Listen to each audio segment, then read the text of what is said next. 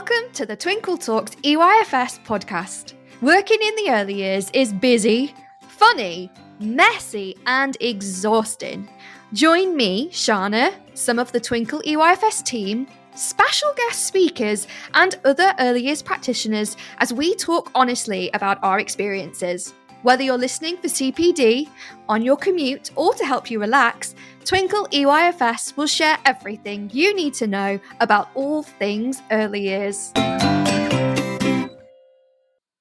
Hello and welcome to another episode of Twinkl Talks EYFS. My name's Katie. And I'm Charlotte. I'm Fliss. And I'm Hannah. And in today's episode, we're going to be discussing whether or not staff meetings are pointless, because I'm sure we've all got different experiences, but I'm also sure that every early years practitioner has a shared experience of them being a little bit pants. Yeah. So, Hannah, what were your experiences of staff meeting? Did you love them? I think the main issue with staff meetings in earlier settings is the time of day they happen, because we're working long hours, and the only real time to do a staff meeting is after work. And I think regardless of how exciting your staff meeting is, everyone's had enough by this point. So I think whoever's leading your staff meeting's got to be really upbeat to get any engagement by the time everyone's done maybe a 10-hour shift. It's not a good time of day for any meeting. I particularly felt sorry for the people who would finish work sort of like an hour before the end of the day, but they would have to hang around for the start of the staff meeting because there was no point in going home. So they still ended up doing a really long full day. And like you said, the staff meeting was just,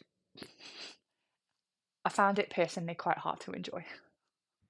We used to have a room meeting before the staff meeting. Wow. So every room would have because I was room leader, so I would take it. So you'd sit with your staff around a table and talk about how you thought things were going in the room and looking at your environment and just having an overall look at what you could change or what was going well or if there's any problems within the team, stuff like that. So that was half an hour before the actual staff meeting would start. So we would have that, and there was paperwork to fill in for that, and then we would then go all of us into one room and have the staff meeting, which was then 45 minutes. Oh my gosh, that's such at the end of an already long day. Yeah, and we didn't close till 7. Oh my gosh, I bet you didn't get home until 10. Yeah, so luckily I only lived up the road, so for me to get home it was 5-10 minutes. But for other people that lived a good half an hour, 40 minutes away in the car, they weren't getting home till 9 p.m. Some days 9:30. Yeah. You get home after a busy day, literally you've got time to eat, then you go to bed and you've got to get up again. So having staff not coming home from work that late really affects you the next day as well. I always used to be so wiped out the day after staff meeting. We used to joke on staff meetings we might as well live here. We might as well sleep in the building and then just get up That's and so start relatable. work. We'll all just get the children's beds out and just sleep on the beds because there's no point going home. No, I said I always used to have to wait for my staff meetings because I did shifts, and I wasn't always on the late one, so I'd be the one sat in the staff room from 5. Sometimes it would be 4:30, and having to wait until 6:15 for all the children to go. And then I used to find it really annoying because they'd buy treats for the staff meeting, and they'd all be in the staff room, and then I'd just sit and eat the treats to kill the time. And then I was like, why have I just ate all this all this chocolate? Did everyone at your nursery hate you because by the time it got to staff meeting you'd eaten 90% of the treats during your wait? Yeah, well, I was like, well, I've got to wait, so I need something to do. And I'm gonna eat. So when we used to have a staff meeting, we used to try and arrange kind of a meal for staff as well, some sort of buffet type thing, more than just treats, because obviously that's not enough for a meal. And we did acknowledge that people were here at the staff meeting over what would normally be their tea time, especially if they've been working all day, you're hungry. So although it didn't obviously take away the pain of a staff meeting, it kind of at least meant people had a meal and had eaten rather than kind of being hungry or having to eat after. Can any of you think of a time or a staff meeting that felt worthwhile? I think it depends on how your day's gone. Like some days where I'd feel like I had a good day, or like something was bugging me and I really wanted to bring it up, I was like actually looking forward to the staff meeting because I could say it. But it's quite bad, isn't it? Kind of sums up who I'm ready to have a go at everyone. I am.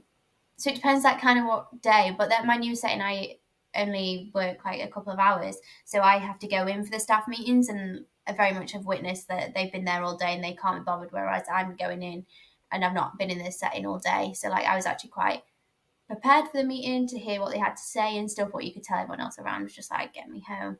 But I think it just depends. It depends what type. I think it also depends what type of person you are with, like wanting to do your CPD, and if you're actually wanting to like professionally develop, and how if you take anything really out of them staff meetings. Yeah, I've worked a few different nurseries, and I've worked at the typical staff meeting happens once a month at the end of the day. And I always found that really hard just because you are exhausted. And then I also worked at a setting where they would do the same meeting multiple times throughout the day and just stagger it with staff. So they would take like 4 staff out, have that like 15-20 minute discussion. So even though you would be out of ratio for that 15-20 minutes because it's early years, you just can't cover it. And they would try to be strategic about it. I personally preferred that because they had to be efficient. They only told you really what you needed to know, and there wasn't any waiting around, and it was so much less exhausting. And like you said, Felish, you would be in the right mindset to listen and take things on board because you're already at work, and it would always be sort of like middle of the day when things were calmer around nap times and stuff. So you just felt like you're in a better position. I always found that that worked. Another thing that I found quite useful was post COVID, one of the nurseries I worked at had multiple settings. And before that, all of the settings used to go to one and do the staff meeting for everyone. But after that, every other month, I think, was just your setting at your setting, if that makes sense. So we saved time and it felt so much more relevant because it was talking about the problems with you in your nursery as opposed to having to hear about one of the other branches. I don't know if you guys had any similar experiences or virtual meetings. I don't know if anyone did a virtual one.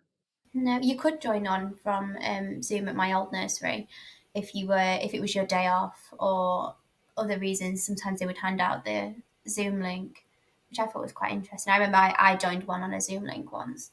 But something that I experienced is in my new nursery, instead of just the manager leading the meeting, all the team leaders, so it was the manager did a part, the deputy manager did a part, and then all 3 room leaders did a part to try and make it more engaging and like interactive, and they all did something a bit different, which was interesting because that's the first time I've seen that, rather than the manager literally us all sat in a circle, them sat there talking at us. This was like quite nice because it split the meeting up into like hearing a different person speak for one is keeps you a bit more engaged, and like they all had like a different task related to something different, so I thought that was like a good thing to keep them a bit more engaging. Yeah, that sounds like a good idea. I think, like Charlotte said, I used to find the most useful bits of staff meetings where you could actually kind of change something or make your room better. So, like having those meetings with just in your smaller room team were actually kind of the most useful part. Because if you're going to be there after hours, you at least want to feel you're achieving something. So, if you can change something in your room or get something ready that's going to make your day better, then at least it feels like you've kind of achieved something. Would you get paid? Would you get paid for the staff meetings or get time back or not paid? My current setting do a inset day as well. I don't know how often they are. I want to say like every term, even though it's not a term time setting, they do them.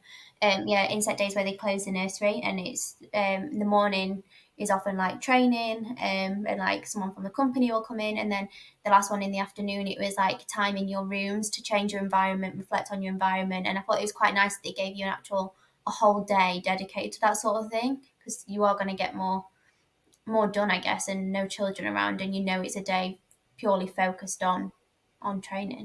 Yeah, I appreciate that, like, for the majority of settings, that's not possible because losing a day's worth of money is hard. But from a practitioner perspective, in the ideal world, that's amazing. Like, you're getting opportunities to do your CPD time with, I assume, like trained professionals, and then actually just having that dedicated time to work together as a team on your room is, personally, in my experience, non-existent. It would always have to be like, one of us needs to change the room around, you do it, and we'll all take the kids outside.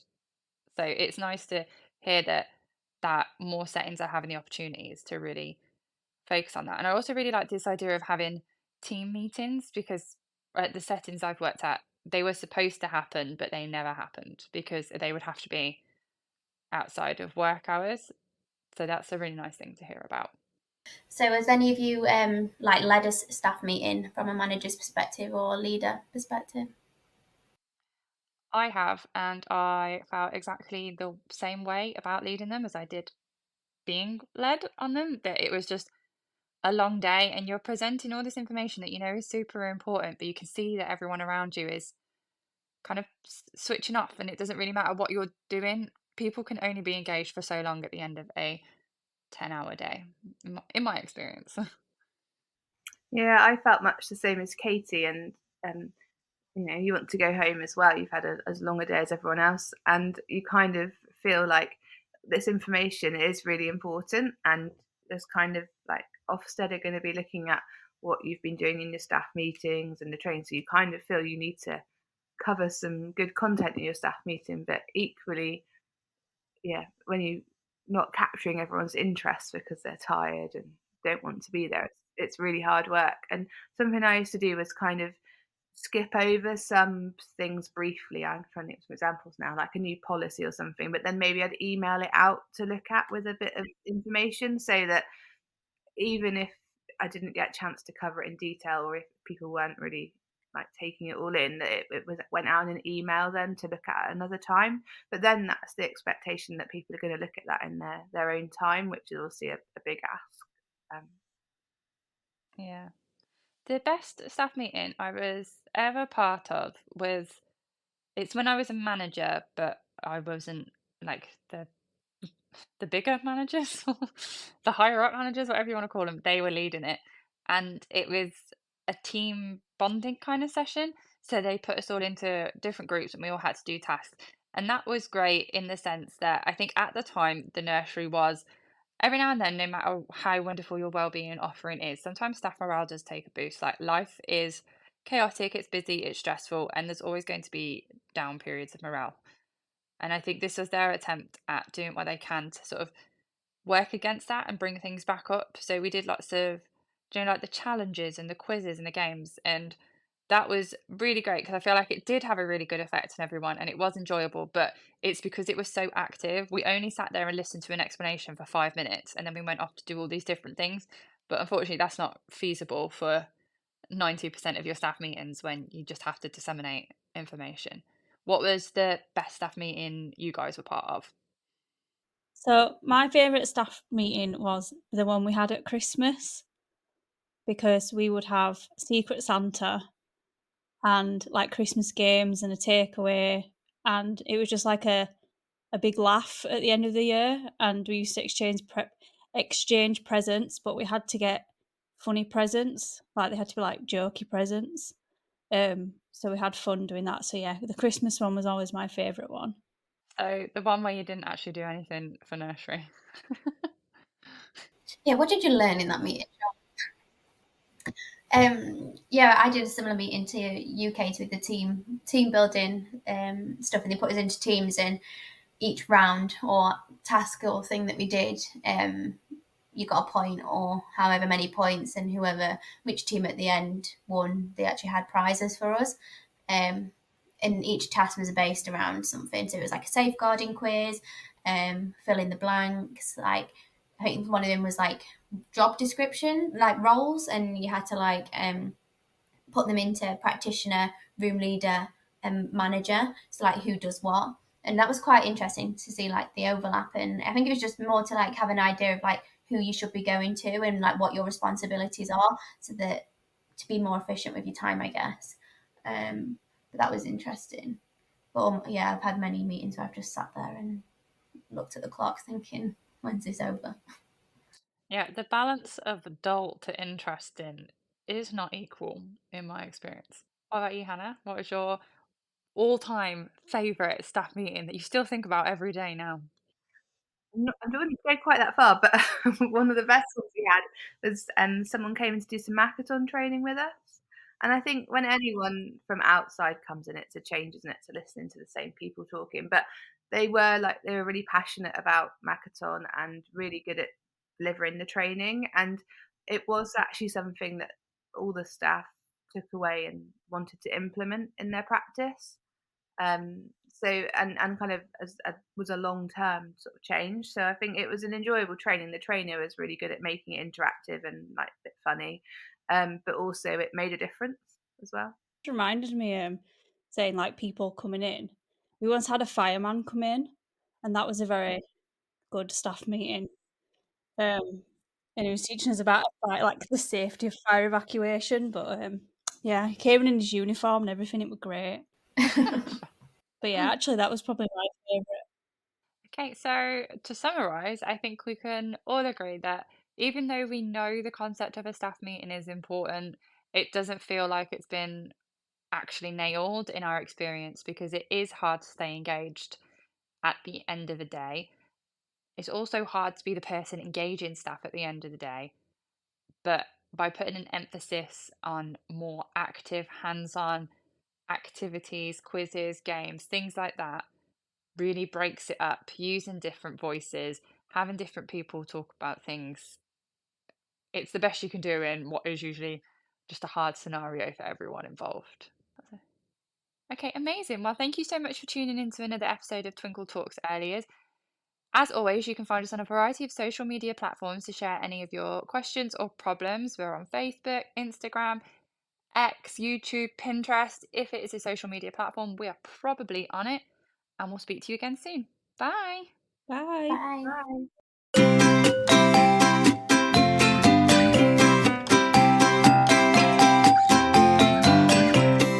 So that's it from today's episode. Thanks so much for listening, and I hope you really enjoyed it. If you would like to get involved or would like to know more, come and find us on our social media sites. We have a Facebook, Instagram, Twitter, Pinterest, and TikTok account. All of the details will be in the description. And whatever you're doing, I hope you have a great day today.